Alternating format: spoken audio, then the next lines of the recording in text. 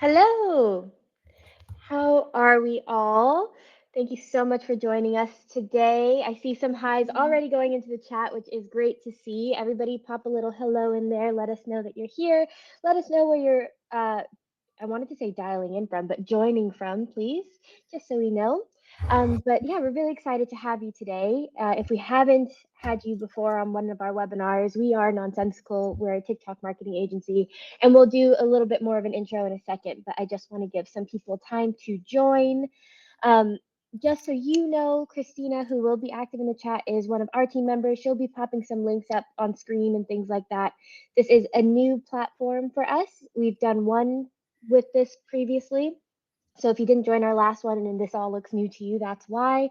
But it's really fun. So definitely take part in the polls, all of that. We want this to be as interactive as possible. But today we're going to be talking about how to brands, build brands organically on TikTok. We have the lovely Sam here. He's been in a few of our webinars, but for anybody new, Sam, do you want to do a quick intro? I'll intro in a minute, but I'm Yep. the Chief Content Officer. Yes, yes. He'll talk about all things impact, growing on the platform, etc. But very excited, like I said, to have you all here. Just a bit of housekeeping. This is being recorded and it will be shared with everybody tomorrow. So we'll make sure that anybody who has to hop off halfway through, or if you want to share it with people that weren't able to make it, you will be able to do that. So no worries there. And yeah, I think we can kick off. If anybody has questions, please pop it in the Q&A function. It just kind of allows us to filter them once they've been answered a bit better, and it makes sure that we don't miss anything. But if you have any questions, we will have time at the end. We do have a bit of a slide run through at the beginning, but we'll make sure that we get around to your questions later. But without further ado, let's start talking about how to build brands organically on TikTok. And if you've been here before, you may know who I am. I'm Melina. I am the head of growth at Nonsensical. We put these webinars on. We're starting to do them every other week. So previously it was once a month, but now we have a schedule going out where we're going to be here all the time. So please definitely give me a little follow. We'll be posting about what's upcoming and we will chat about it on an ongoing basis. But you are here today with Nonsensical. As I mentioned, we are a TikTok marketing agency and we do all things TikTok has to offer. And we are a team of 42 now. Actually, as of today, we had two new starters join us today. So, shout out our new starters. Welcome to the team. But we are a team of 42 TikTok obsessives. We have people who do all the content creation, all of the paid management, influencer outreach, etc. TikTok does it. We do it better, and we are the team to get it done. So that's a little bit about who we are. But we've come from building communities on TikTok. So Sam founded a community called Best of Bristol in Bristol. Ollie was the founder of another one in Birmingham called Birmingham Updates. They met back in lockdown, pitched their dream client, found out that they work really well together, decided to go all in, kind of merge the two, and Nonsensical was born. So, because of all the content that we've built on these communities, we just really started to understand how TikTok was working, and we saw that TikTok was the most innovative platform at the time. So, we decided to go all in. But on these communities, it's where we test and learn some content. So in our previous webinar that we did with our head of content, Sarah, we talked about some of the community growth that we've done over the years, but these are just some examples of content that we're doing across our different communities that I talked about before.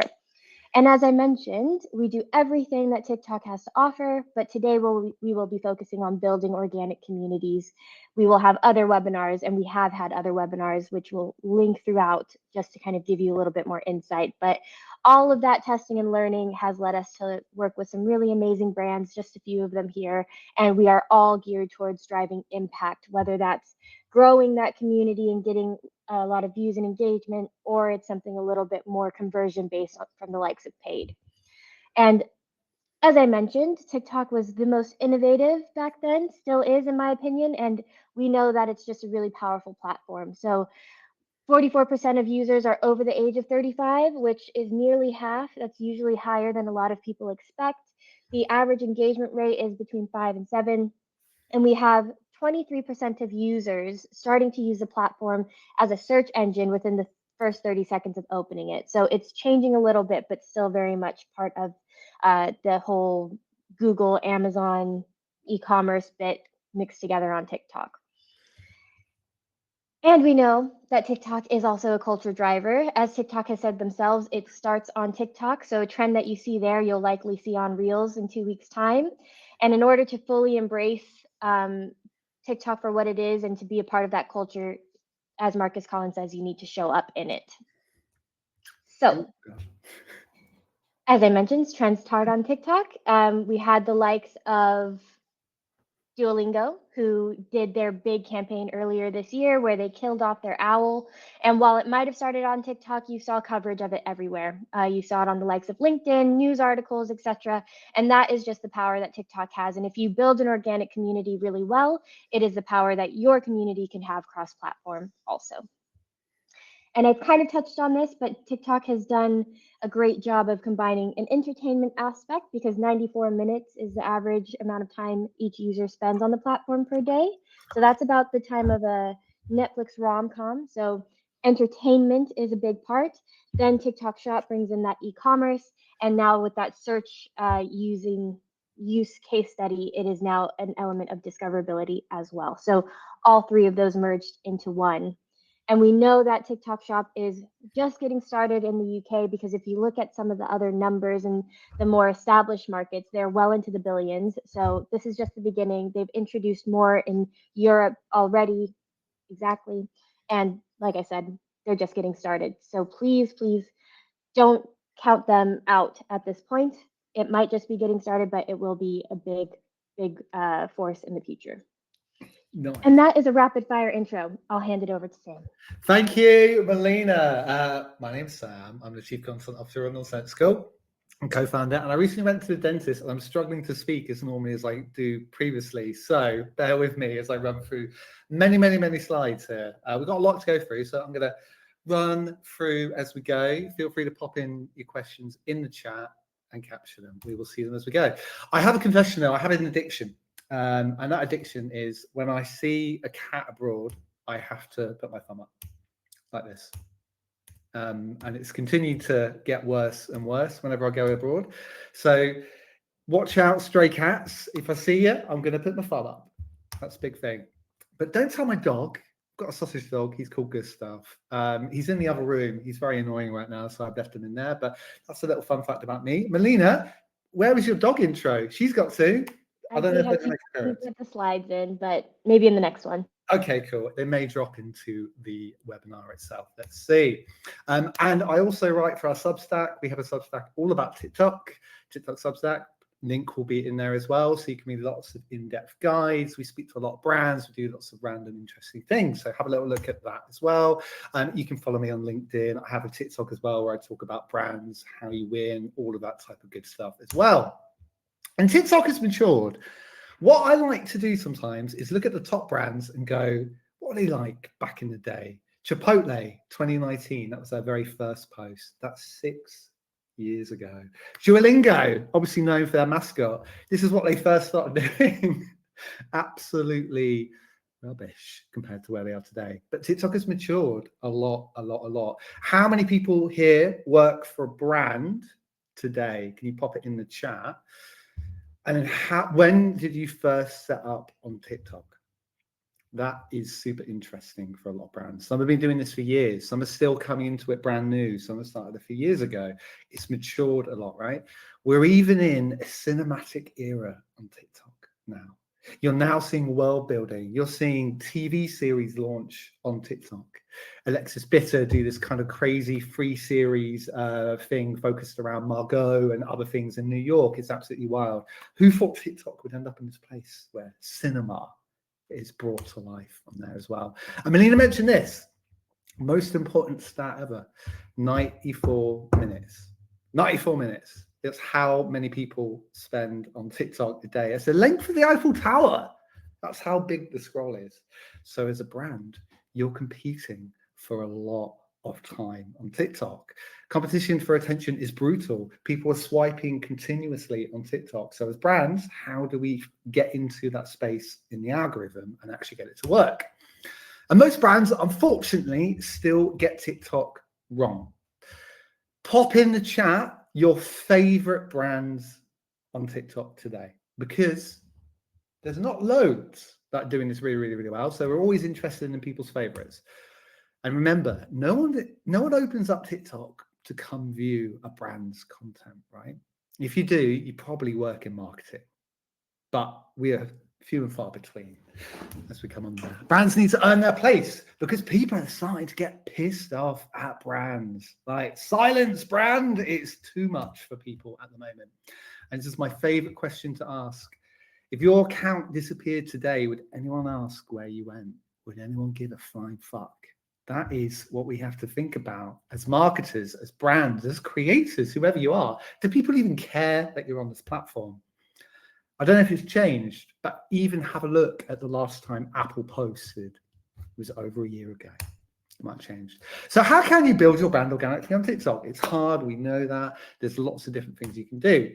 Here's what we've learned after 1 billion views, right? We have building a strategy, audience, talk, search, defining a content approach, a style. There's loads and loads of things we think about. And we're going to do a whistle-stop tour of all of those things today. So step one, let's talk about strategy, right? Why are you even on TikTok in the first place? Why are you here? What are you doing? What's the point?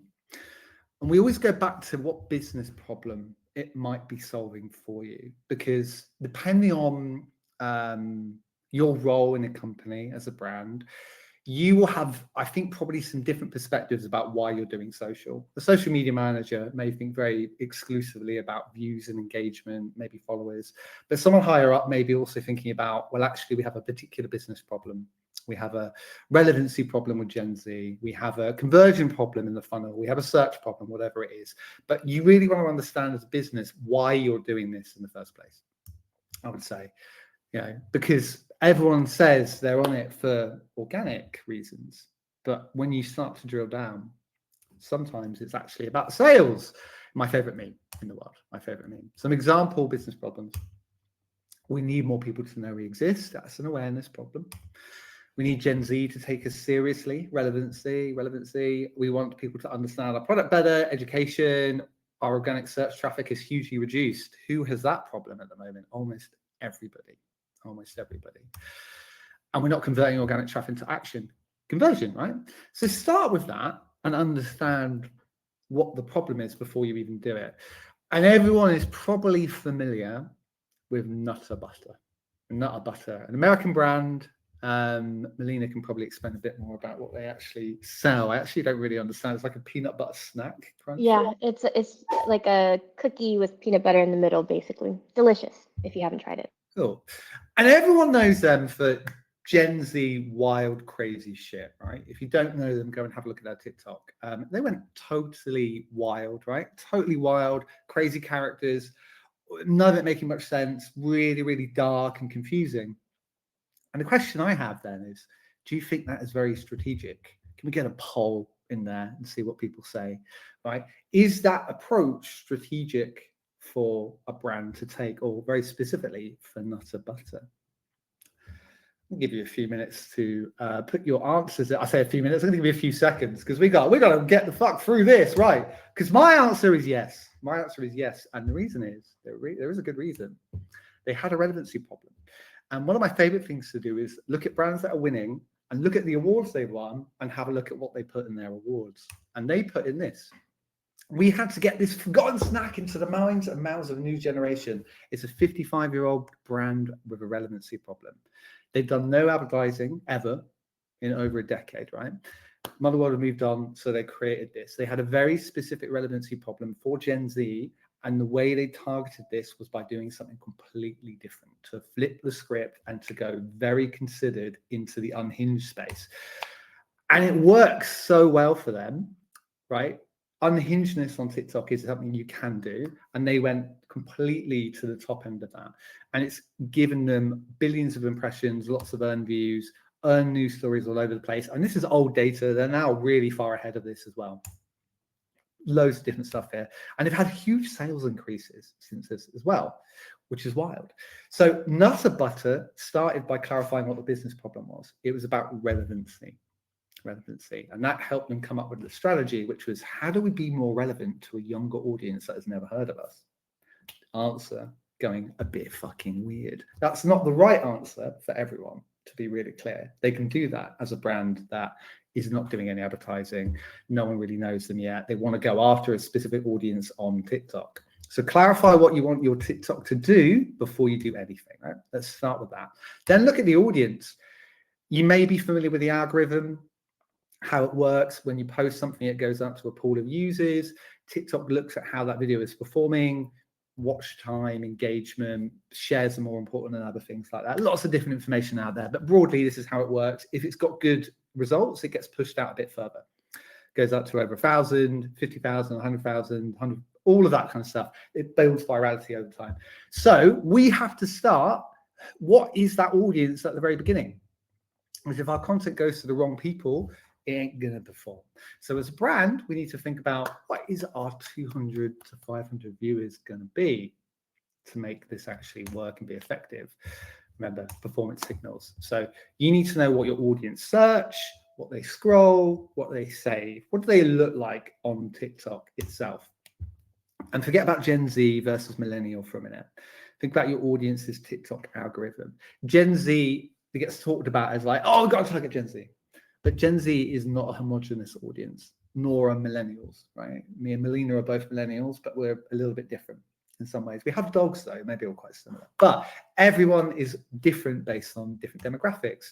So try and figure out what you know about your audience already. You may have different pen portraits, you may have different things, and build free profiles that kind of fit what you think your audiences are. That's age, gender, lifestyle, are they into entertainment, trends, following, how-tos, what do they actually look like on TikTok? And build shared interests and start to pick out the things that cut across everything. Now, that could just be something simple like entertainment. It could be liking weird content. It could be plant-based eating, sustainability, all of that type. This is a vegan brand example, right? Because that leads us on to a talk. Finding a space on TikTok. If we know the audience and we know where they kind of sit in their algorithms, a TikTok space, a talk that you're in day to day, is where you're going to find them organically. And that's the key here. Find them organically day to day. Example talks, right? Parody talk, book talk, sustainability talk, fashion talk. Melina, what talks are you in? I am in weirdly antique talk. All these antique finds. Not sure how I ended up there, but I'm loving it at the moment. Nice. Please, in the chat, guys, please put in what talks you're in. I'm in Man United talk. I'm a Man United fan. Very sad. Sausage Dog talk, as you would presume. There's some sort of like weird Princess Diana impression talk. I always get stuck in with people doing stuff on that. And I've been in darts talk recently as well. So I'm in a wild set of places. So that's my places. So we want to find the bulk of where our audience stays day to day, right? When we work with brands, what we say is, how does your audience spend their time on TikTok day to day? Because it's not where you most likely think, right? If you're a bank, do you think your audience is spending their time reading up about finance? Potentially they are, or maybe actually they're spending a bit more of their time in book talk or houseplant talk or buying a house talk. Who knows, right? It's different spaces you can think about where they are. So remember the shared interests. Remember that. So you want to find a space where you can organically target people, look at the size, search volume, hashtags, relevancy, all of that type of stuff. We've done a whole webinar on this. We've got a blog, we've got different things. It could be your niche. Semrush, brand we work with. Digital marketing is where they spend a lot of time in day to day in terms of TikTok. Urban Tandoor is a restaurant in Bristol. If you don't know them, please have a look at their TikTok. We'll share something from them later. But they are a restaurant in Bristol. Maybe they're being food talk or Bristol talk. No, they're in some sort of weird pop culture parody talk where they do songs all about the world and weaving curry and urban tandoor. More on that in a bit, though. More on that in a bit. we use like a 80-20 rule, potentially can be a little bit different. 80% of your content should be sat in a regular talk when you're building it, when you're trying to take over a space. And then you can use different spaces to basically test things as you're going along. Remember, as you're building organically, you want to find a space that you can own and your content can continually pop in the whole time. That's why we try and find a space that basically suits the brand, makes sense, and you can continually be there as well day to day. And then bring in search. So important right now. We've got a whole webinar and Substack all about search. I'm not going to go too much into this because it could take forever, but I would urge you to go watch our other webinar me and Melina did before and read the Substack. But it's mega important. 74% of Gen Z use TikTok for search. 49% of millennials, 23% of people open TikTok within the first 30 seconds, they search something. That's wild. That is wild stats. And it's only getting bigger and bigger and bigger. And if you're not familiar with Creator Search Insights, go on there right now and have a little look, because that is your best friend in this scenario. You can see what people are searching, the top searches. It's bespoke for you. It's really good. Here are free accounts that I've got. On the left, you can see my dog account. This is what I see as the top searches. On the middle is my football account. On the right is a brand account we work with for a beauty brand. And you can see it's all bespoke to you as well. One search term can basically unlock millions of views for you. It's wild, right? These are daily searches for vegan-based things that you can see on the platform. And it can take time to rank. This is one brand we work with. It's at 3 months. Content wasn't working. And then suddenly it just zoomed off. It just took off. This is what can happen. Your content, even if it doesn't go viral straight away, can suddenly take off at a later stage. So do not write your content off completely when you post it. We will say never delete anything on TikTok, because you never know when it's going to pick up later. Sometimes. There we go. It's already there. Don't need to do anything more than that one. So that is in the link. Content approach. Then, once we've figured out why we're on TikTok, who the audience is, our space, the search, we want to figure out, what are we? Right? How are we speaking to this audience? Are we entertaining? Are we trying to persuade? Remember, go back to the goals. Remember, that's what we need to think about. But we're trying to educate people. We're trying to inspire people. This is what we do with Urban Tandoor, for example. So it's predominantly done through an entertainment lens. Everything's all about entertainment, right? We don't come on here to teach anyone anything at all. But we do want to persuade people to come to the restaurant. So we do entertaining content that makes people laugh, but we weave an Urban Tandoor into it. And we'll show you what we mean by that over time. So whatever you do, don't be a brand that tries to do everything.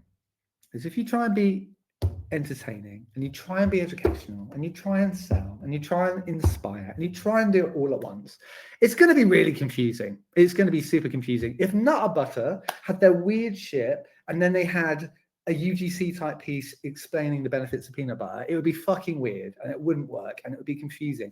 Define a strategy and stick to it and go for it and do it hard, because your audience need to understand who you are. Think about how unhinged you want to go.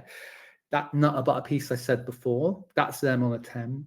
Where do you sit on a scale as a brand? This is where we kind of map people, right? Rest in peace, Lux Collective, very sorry. But you can be anywhere on the scale. You don't have to be unhinged to win on TikTok. Many brands do that, like Amalfi Jet's one of the most popular brand TikTok accounts. Not unhinged at all, really simple content.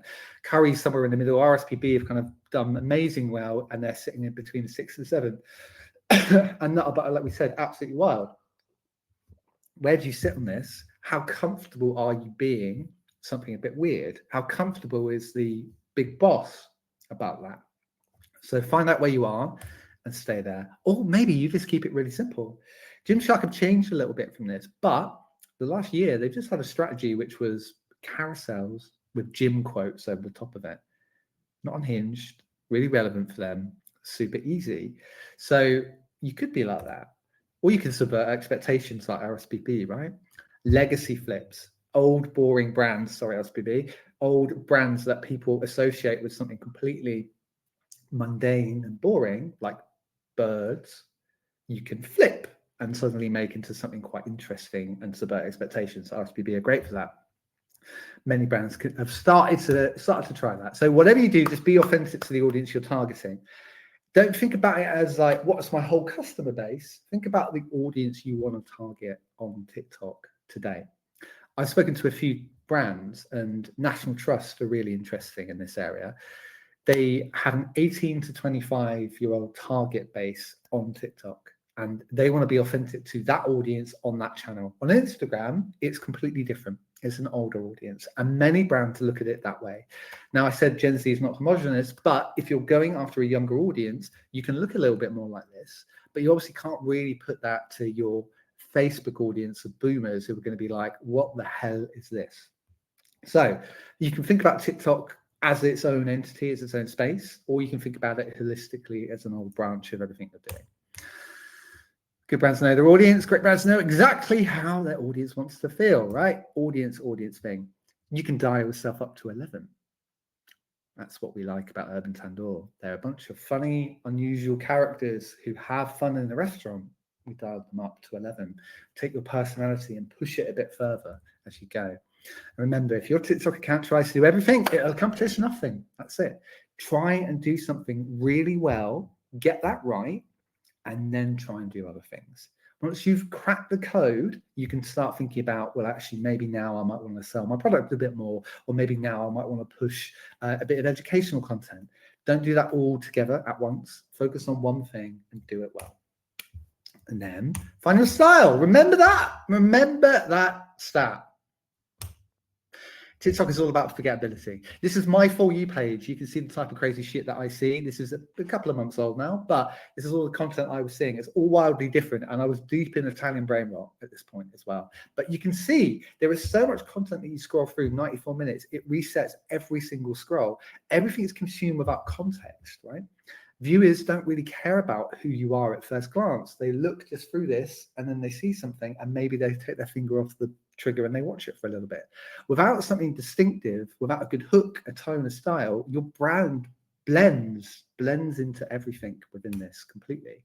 What was the name of that brand that you saw on TikTok again? How many can you remember seeing in your recent scrolls through TikTok? So brands need to build memorability, to think very, very hard about what they're doing that makes them memorable on the platform.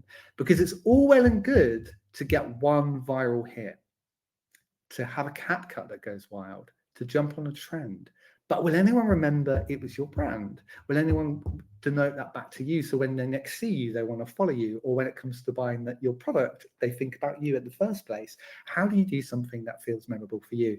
We look at signature formats. That could be your tone as well, your voice, visual identifiers, recurring characters. We'll show you this in a minute a bit more explicitly about Urban Tandoor. But make sure that what you do on TikTok feels like it is something unique and it feels like it represents your brand in that, right? Some brands build worlds. We've been looking at this a lot more. You're actually seeing Argos do this currently with a slight couple of things they're testing in that area at the moment. But you've got Enron on the left, Amalfi Jets. They've got recurring characters who keep coming in over and over. And I mentioned Alexis Bitter earlier as well. Very few brands doing this around the world, mostly in the States. But you have seen a couple starting to test it in the UK, but they're not doing it going all in, which is how you win. So find something that is ownable, so it's not copied by your competitors. If your competitors are doing it, don't do it, right? Do something different. If it's popular in your target talk, don't do it. Is it scalable? Whatever you do, can you do it 30 times? Can you do it a lot of times? Can you do it continuously? And can you commit to it, right? Bravery quite often can just come down to something being very, very simple in the tone of actually just sticking to something. Virality doesn't come immediately. It takes time to build. Memorability takes time to build. So you must commit to something when you do it. Examples here. I've shown through some of these before. And think about your brand assets. What have you got you can weave into the content to build memorability? Maybe you've got uniforms. Currys, everyone might be familiar with Currys on TikTok. It works really, really well because they've got big iconic purple shirts, right? That helps. You know it's Currys when you first see it. Vehicles, FlexBus have done a great job. Trains, Ryanair, of course, right? You have their brand assets in the content. Mascot, everyone's got mascots these days, but how can you weave it in? Product itself, can you weave that in? Can that be the story? Nothing do this really well. Location, can you points of location, can you do different things? And logos, even KFC here, who did Italian brain rot, they weaved in their logo to make it feel relatively natural into its way. You can see it come up on there. So what are your brand assets? How can you weave that into what you're doing day to day? Remember, will people know it's your brand? And what's your secret sauce? Maybe you've got something, maybe you have something you think is inherently normal, but actually for people might be inherently interesting. A product test, celebrities, behind the scenes content, event access, maybe sponsor something, data, stuff that you own that actually no one else has access to could come out in your content. So think about that. Think about what you can do. And familiar meme formats moved into your style can help build memorability. This is something we did with Sam Rush, the ChatGPT AI doll. Did this with Chris himself as basically the doll. Can't speak. Where Chris was the doll in real life, because it's normally about Chris and the content itself. So how do you do something in your own style when it's a meme that people remember it's you, rather than just following the trend itself? And think about your cadence, how much you're posting, just whatever you're going to do, think about the bare minimum. You don't need to post 60 times a month, 3 times a day. That's crazy. Not many brands can commit to that. It's wild. You probably need a minimum of about 2 to 3 a week, I would say, to really, really give it enough juice to see how it's going to work. And consistency is better than perfection. Get something out, see how it does. If it doesn't work, try it again, slightly different hook, do all of that, and be reactive as you go. But figure out what your cadence is and try and stick to it as you go through. Remember what's scalable. Consistency over quantity. I did a TikTok all about this. And you can see what the top brands are currently doing. And this was a few months old now, but it kind of stays pretty relevant. Even the top brands on TikTok aren't posting more than once a day. And some of those posts are like really bare bones memes, reactive stuff as well. And when something works, double down on it, go into it hard, really, really find it. If you suddenly start seeing a hit, what was it about it? Was it the hook? Was it the subject? Was it what you were doing? Double down into that. That could become your thing. Don't be afraid to rinse something until it's dead, right? As a brand, find that thing. If it works, go for it. Duolingo did the mascot. It worked. And they went, fucking hell, we've got to go really, really hard into this, right? Ryanair plain face, that was exactly how they did it. Once you find something that works, go at it super, super hard. And this is how it can all tie together. So we're going to watch one video from Urban Tandoor. If you've already seen this, I apologize for the singing, but Urban Tandoor, it's an Indian restaurant that we work with that do parodies. And let's have a quick watch of how that all works. Sandy. It's done. I've got dips, they're multiplying, and I'm losing control. Cause the pillow you're supplying, it's electrifying. You better eat up that I need an eye and a bowl of sagaloo. You better eat up. I'm seeing that it's just a black screen for people. That is sad because we're dancing around to something that is not existing. Oh no! Right. Can people see this? Wait. You need to wait. Hang on a minute. What we can do is probably play. You can see that. Sandy. It's done. I've got dips. No video. They're multiplying. No video. Now works. Okay, cool. Okay, right, perfect. right, cool. Keep Let's going, carry keep on. Carry on. And I'm losing control. Cause the pillow you're supplying, it's electrifying. You better eat up that I need an eye and a bowl of sagaloo. You better eat up, you better understand. Urban Tandoor is so good. They're the best place you can go. You got the naan that I want, you got the naan I want. Honey, the naan that I want, you got the naan I want. Honey, the naan that I want, you got the naan I want. The one that I need, oh Peshwari. I'm so sorry that people. Oh no, not again. Right. Okay. So It's 3 times as too many. That one video had 10 million views across social, but it's more than just a parody. Yes, the thing is bad. Yes, it's got great views, but there's method to this. At the very beginning, the brand name is in there. Urban Tandoor presents. 31 seconds in, we start talking about the product that we're selling. A bowl of sagaloo. 41 seconds, we've got the brand and the location. Urban Tandoor is so good, and we've got the restaurant in the background there. The benefit here, they're the best. They're the best. And we end on the brand, the location, and the product. So 10 million people managed to see Urban Tandoor, where it is, what they sell. That has worked really, really well for them as a strategy. You can see here they've been on all sorts of things. They've now got 350,000 followers across social, 150 million views so far, 20 million engagements, and 60% of their bookings now come from social. And this is all from entertaining content that's a little bit fun and out there and weaves in the brand rather than trying to sell what they do day to day. And they even had a full article in the New York Times, which is one of my favorite things I've ever seen. This tiny Indian restaurant, the headline, no talent involved. It's very talented, I would say, but this has worked really, really well for them. So your TikTok style should be so clear, people recognize you without seeing your handle. That is something for me that's so important as a brand. Do I have to look at the logo on TikTok to figure out who I'm watching? You want that to be super, super clear. In summary, this is your TikTok engine. How do you build it organically? You start with a strategy, you think about your audience, you pick it, you zero in on them, you choose a talk, you read and search, you define your content approach, entertaining, educational, inspirational, all of that type of stuff. And you find your style, right? You put those all together, it works. Right? So anyone with a brand, when someone scrolls your next TikTok, will they remember it was you? Thank you very much. That was our little presentation.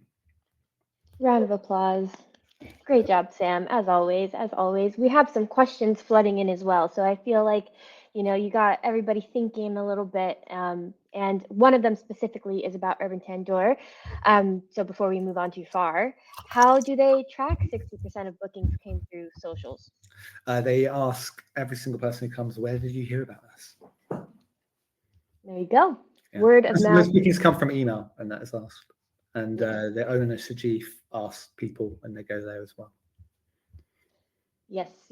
So 30%. One question is kind of similar along the veins of what we do with Urban Tandoor. How do you balance creativity and pulp culture with copyright concerns? Yeah, I mean, that is a very good question. So Urban Tandoor, you might have heard there, obviously, it wasn't originally, we had to basically take some of the music and rebuild it on there.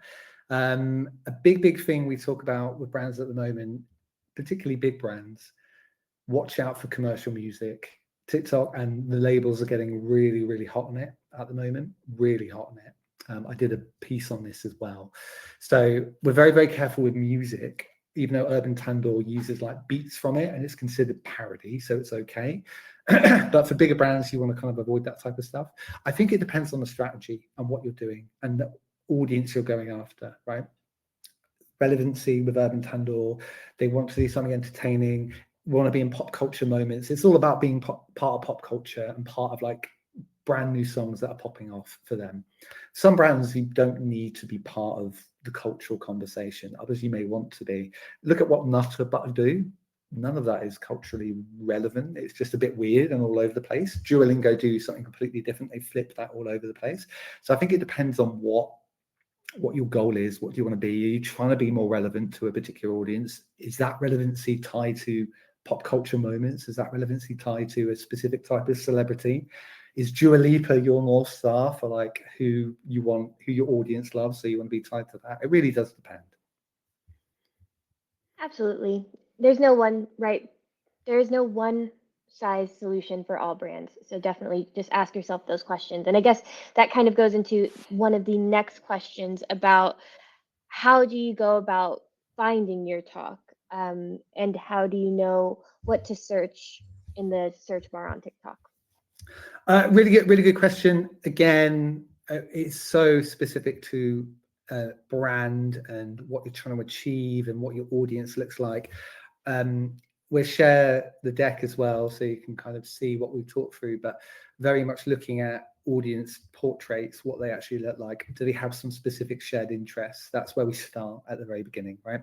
Is there something that stands out really obvious? Is it like a location? Is it like like a vegan brand just wants to target sustainability? Does it exist? If you're a football brand, there's so many different areas of football on TikTok. Is there something more of a sub niche that you can tap into?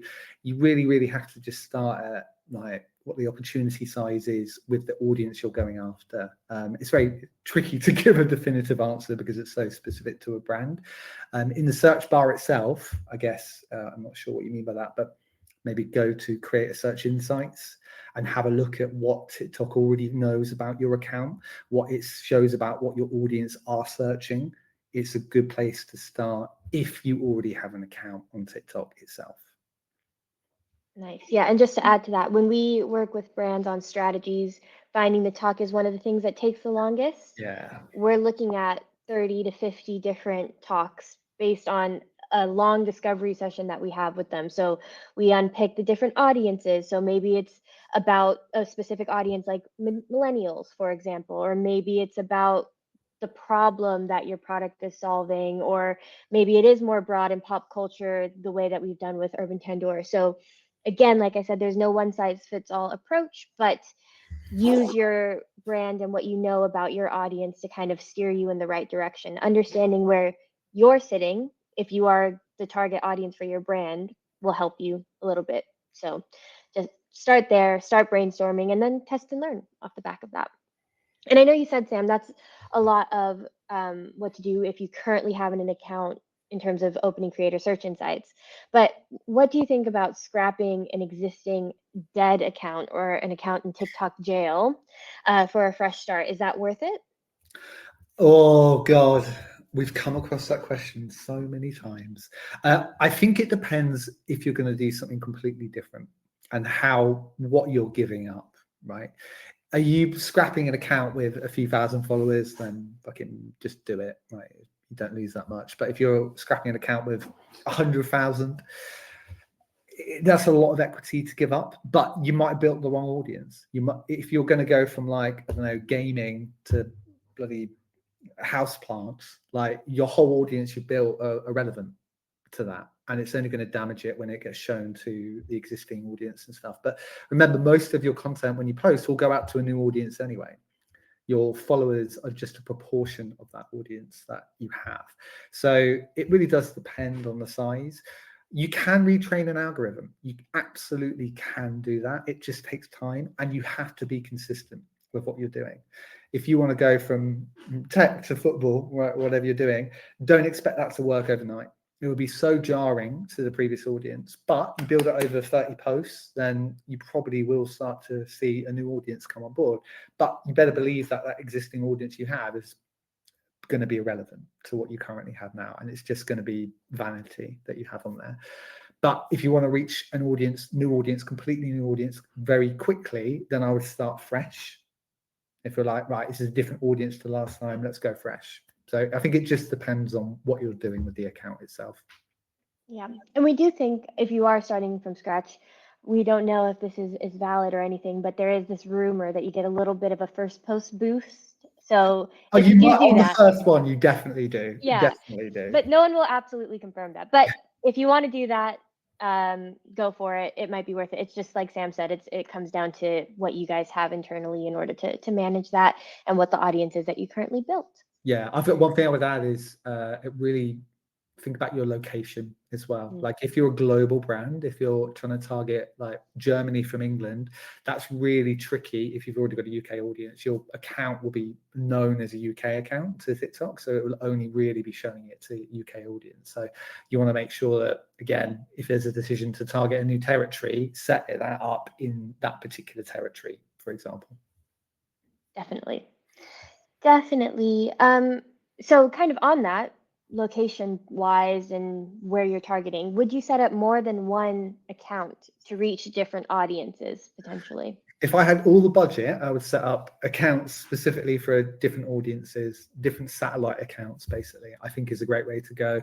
You're seeing it a lot with German supermarkets, for instance, Edeka, which is the equivalent of, I don't know, I don't know, like Sainsbury's in the UK. But they have 5 accounts, I think it is. They have one for careers. They have one for like EGC type stuff. They have one for deals. They have one for their more fun stuff that they do. And if you've got the budget to do it, then go ahead and do it. But it's like, then you've got 20 posts on one here, there. There's a lot of resource to do. But if you've got a couple of different goals, maybe you've got one where you want to educate users, you can do that on one different account. You could have an entertaining account and an educational account, but you're spreading your equity across everywhere, right? It's a lot of resource to kind of showcase that different type of stuff. Yeah, really does depend in practice. Agreed. Love that. And also, you gave the example of the German supermarket, but even Duolingo has their satellite accounts in the different locations. They have like Duolingo Germany, Duolingo France, and a little plug for an upcoming report we have. We saw that Oxford has an Oxford mathematics account. So they do a little bit of niche things. So it's really just what resource do you have, what audiences you're trying to reach the most, and then you can build it off of that. So if you have 2 really big audiences, maybe you have 2 accounts, but that's an internal discussion to have. Well, think about that talk practice there, right? Like that makes such a big difference to go after people interested in maths versus like something else. So I think that makes a big thing. Yeah, location, I think if you can target, if you're doing multi-channel things, obviously doing it in a different language is so important. So important, definitely. Yeah. Lovely. And on the content side, so we said a lot about creating authentic content, something that's relatable to your audience.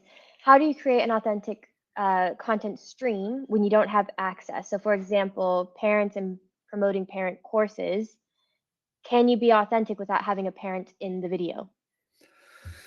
I think you still can. I think it depends on what you're saying, right? It's better to have creators in the video who represent the audience that you're going after. Probably better. However, it doesn't mean that you can't do it without them. Carousel content and faceless content is entirely possible as well, right? You don't necessarily have to have a creator in. It mostly performs better if it is, but you don't have to. Then you've got kind of wild, more unhinged type stuff, which doesn't have anyone in. Look at what Yahoo and Windows are doing at the moment.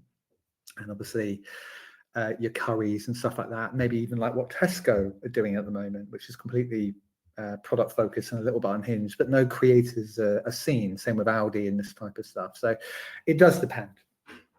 Yeah, absolutely. You could do like POV where somebody's behind the camera. You just have a think about it. There are different content styles that don't need to be creator led. And yeah, you can get a little bit creative. It is, like Sam said, it is nice to have those people in it because anybody bringing it to life is going to make it a little bit stronger. But for the most part, there's usually a way that you can get creative and still get the impact that you're looking for. Yeah, it's such a budget question, isn't it? It's like, if you've got infinite budget, then get creators that match what you want to do and stuff like that. But if you're a one-person team, that's really, really tricky. And if you're not the target demographic, if you're like a Gen Z person trying to target 60-year-olds, it won't really work. Or you flip it. Maybe that's the thing. Maybe that's what's funny.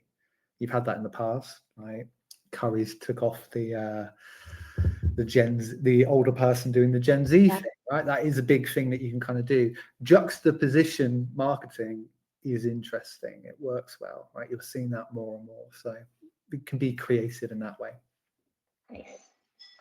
And then on the more, I guess, technical side, what tools do we like for tracking TikTok performance at scale? How do you mean at scale? What do we mean by that? Maybe like the entire account's performance potentially?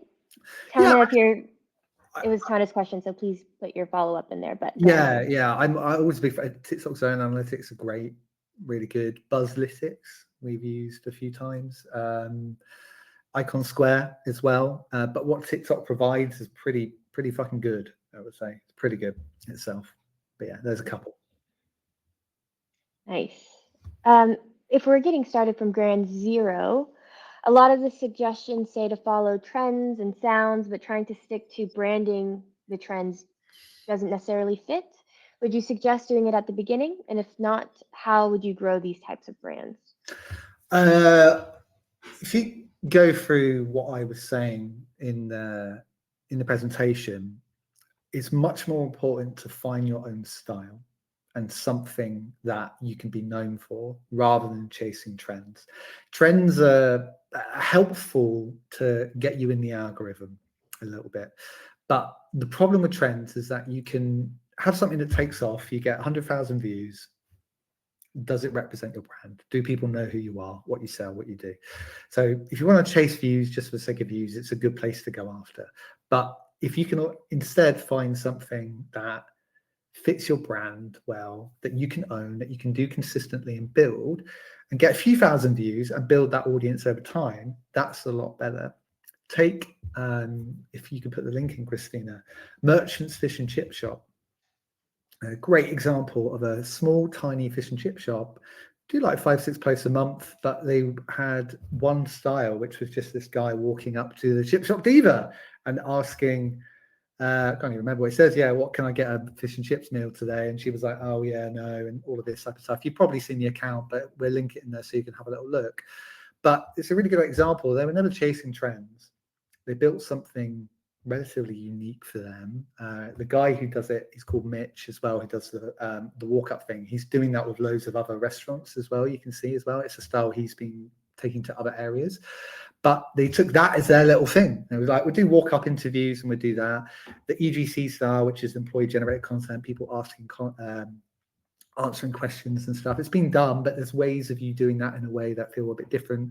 There's some interesting fashion accounts. I need to find, we'll share it afterwards, but there's a woman, she's like a one-person fashion brand, and she basically does all of the content in her room with like a pink backdrop, and she just has a microphone and she just talks about things she's seeing in the industry. Lux Collective, they're now defunct, but they built their whole thing with the main guy talking to camera, talking about luxury fashion items and the history of them.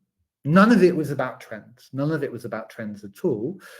But they built it around the subject matter that they could start taking, they could start owning over time, basically, if that makes sense. So I agree. I think it depends on what your goals are, what you're doing. Bring in trends where it's appropriate, but don't chase them at the beginning. You're not going to grow just by chasing trends at the beginning. You'll be one of many, many people. The problem with trend, everyone's doing it. So when we first started doing TikTok in 2020, one viral video was like 30,000 new followers. Now it's so much harder to grow like that. It doesn't happen the same way it used to. Yeah, absolutely. Definitely, if you're starting from scratch, focus on what your differentiation point is, what your unique take on something is, rather than following trends. Trends are more so if people already care about you and want to see how you would take this trend on versus something that's going to help to grow. We have a question about if the primary objective for TikTok is to drive in-store traffic, how should the influencer and TikTok strategy be adjusted to support this? And are there any other ways to measure that uplift? Whoa, real specific. Primary objective to drive in-store traffic. We target one US state specifically. How should the influencer and TikTok? Take what we did with Urban Tandoor, right? That's a very organic strategy. That was over time. We want to get people into the restaurant. If we've come at it from a perspective of we need to get people to come into the restaurant tomorrow, it would never have worked. I think you want to think very, very carefully about your branded account and what it's trying to achieve organically over time. If you want it to be in-store traffic, because I don't know if this is an account with stores across the country, or if it's like one place local to fucking Cleveland or something like that. But I would start weaving in where you are, pointing to the sign, loads of different things like that, just to kind of showcase for when a video does do well that people know where you are. Like Urban Tandoor has Urban Tandoor Presents. We talk about it being in Bristol quite a lot consistently the whole time. I would make sure that the hashtags I'm using in that state. I would make sure that it's location tagged and all this type of stuff.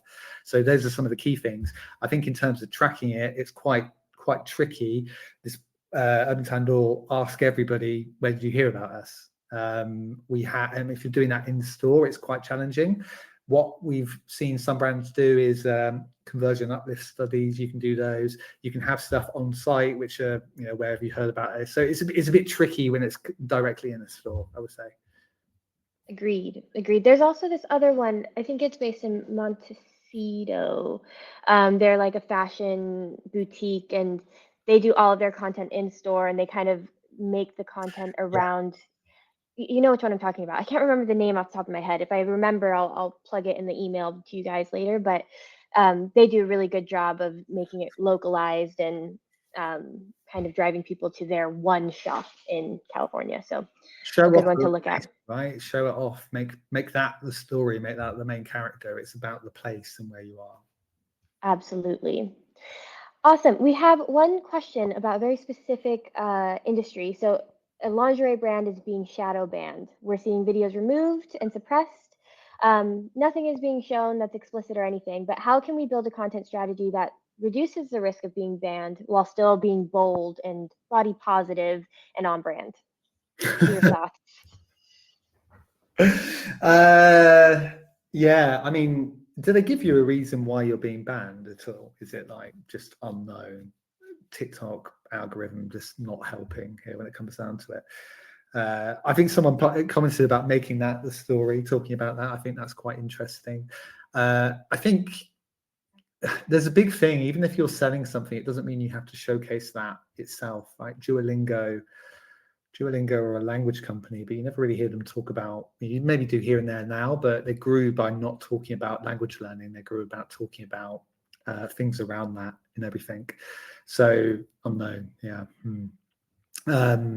I think about what your audience like and what they do and what you can talk about. The Lux Collective strategy was quite interesting. They moved to like a podcast thing where people were talking about the subject matter at hand, two people just chatting about a subject. Like, could you do that with a lingerie brand? Could you have two people, and obviously not going to be a lingerie, but could they be talking about it rather than showcasing it and having people or models and that type of stuff? There's other ways of doing it. There's a brand called, I'll tell you what, there's a really interesting one called Girls Get Off. Have a look at them. They're a sex toy company, and they have not been shadow banned, and they have done some really interesting content. They actually had one piece of viral content where they did a billboard, and they basically had like their HR manager to find them a man. They like published her on a billboard, like, I'm single and I'm looking for that. And it's a really funny piece of provocative content. Didn't say anything about what they sold, but it spoke really, really well to their audience. Have a look at Girls Get Off as an audience. Build-A-Bear, great. I mean, if you see what they've done with that adult range as well, they're obviously a very, very bear-based company, but they've done a whole adult range, which is like bears dressed a bit sexy. And they do it in a kind of tongue-in-cheek way, and they toe the line long enough, so it's okay. So there are ways around it. Try not to use a VPN to target people. It doesn't work very effectively on TikTok, I would say, for brands. You typically quite often get bricked in the algorithm. Yes, agreed. We have 2 minutes left. Final closing statements, Sam.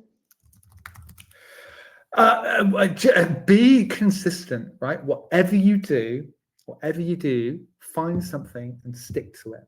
Try it. Try 30 posts in a very similar style. And when you see something work, figure out what that was and do it again. Do it again slightly differently. Do a part 2, a part 3, part 4, part 5.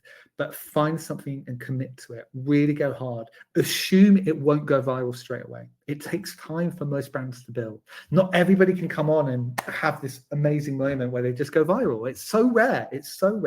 But you hear about that as if that's how it works. It's not how it works. You have to build it over time. So commit to something, go for it, do it if it feels authentic, that it's scalable, get commitment from across the business. And when you get it working, go for it. And if you've got no fucking budget, think about carousels, think about B-roll with text on screen. Look at what National Trusts do. They're brilliant with that. Really simple content. Do some stuff that's quite simple. You don't need people in it if you're just a one person band. And read our Substack. We've got loads of stuff about this as well. We work with brands all sorts of different sizes, and just give it a go. That's the other thing I would say. So many brands just get scared and don't try. Just try, test, figure it out. It will come in time. And just remember, 98% of brands on TikTok, they don't know how it works. It's not working for them. There's only a small proportion who are really winning. So you could be one of those brands that joins the forefront of TikTok. So go for it. Absolutely. Be a pioneer. Thank you, everybody, so much for joining us. We do have another webinar coming up in 2 weeks' time with Brogan from TikTok Shop. We're going to be focusing a little bit on fashion and premium brands. So if you have questions about that, be sure to join. We'll include the link with the recording that we send out. But thank you. If we missed any of your questions, I apologize. Feel free to shoot me an email and I'll try my best to get back to you. But hopefully we'll see you on the next one and we can answer your questions then. Everybody have the best time. We'll talk soon. Bye.